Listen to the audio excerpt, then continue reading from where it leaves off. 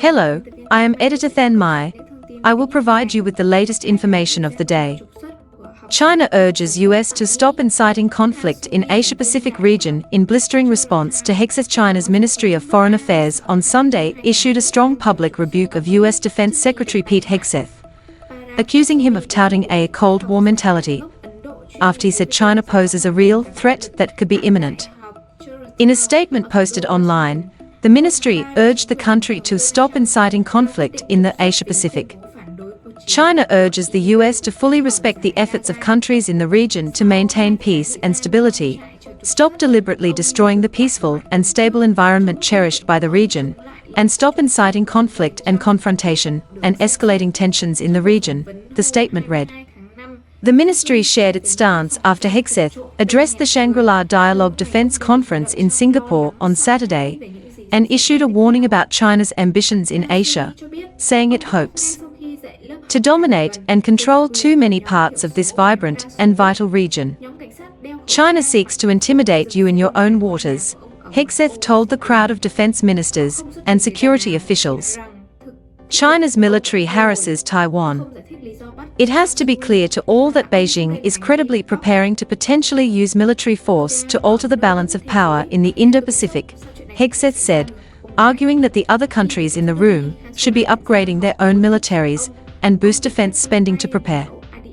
We are not going to sugarcoat it. The threat China poses is real and it could be imminent.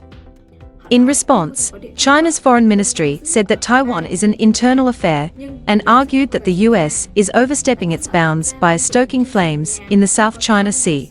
No country in the world deserves to be called a hegemonic power other than the US itself, who is also the primary factor undermining the peace and stability in the Asia-Pacific, China said.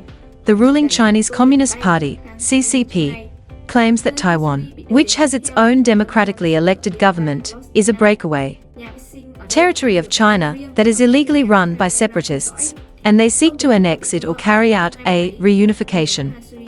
The US does not diplomatically recognize Taiwan, but it serves as a key ally and has made available to Taiwan such defense articles and defense services in such quantity as may be necessary to enable Taiwan to maintain a sufficient self-defense capability. According to Congress, tensions have risen between Taiwan and China in recent months, as both the US and China have ramped up their military presence in the South China Sea.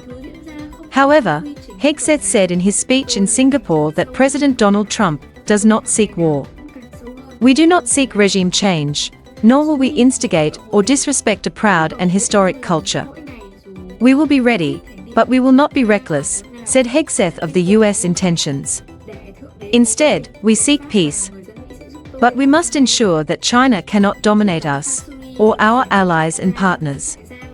Amid mounting geopolitical tensions, Secretary of State Marco Rubio said in a press statement on May 28 that the State Department and Homeland Security will work to aggressively revoke visas for Chinese students, including those with connections to the Chinese Communist Party or studying in critical fields. Meanwhile, China and the US are in the midst of a trade war as they go back and forth regarding tariffs. On May 12, both nations agreed to significantly lower their tariffs for a 90-day period. The US said it would lower import taxes on goods coming from China from 145% down to 30%, while China agreed to lower its tariffs from 125% to 10%. It was agreed that the actions would be put into effect by May 14, but progress has stalled since the marathon trade talks held in Geneva. On May 30, Trump accused China of violating its trade agreement with the US. 2 weeks ago, China was in grave economic danger. The very high tariffs I set made it virtually impossible for China to trade into the United States marketplace, said Trump via Truth Social, claiming that there was civil unrest as a result of the high levies. In response, China said that the US has discriminatory restrictions in its use of export controls within the chip industry. Recently, China has repeatedly raised concerns with the US regarding its abuse of export control measures in the semiconductor sector and other related practices, China-US Embassy spokesperson Liu Pingyu told NBC News. China once again urges the US to immediately correct its erroneous actions, cease discriminatory restrictions against China, and jointly uphold the consensus reached at the high-level talks in Geneva. During an appearance on CBS Face the Nation on Sunday, U.S. Treasury Secretary Scott Bessent said he's confident that when Trump and China's President Xi Jinping speak, the trade matter will be ironed out.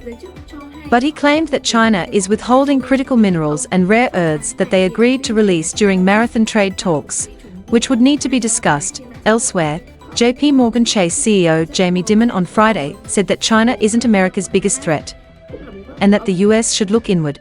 Speaking at the Reagan National Economic Forum in Simi Valley, California, Dimon said, "China is a potential adversary. They are doing a lot of things well, they have a lot of problems. But what I really worry about is us. Can we get our own act together? Our own values, our own capability, our own management." Please like and subscribe to wait for the next information. Goodbye and see you again.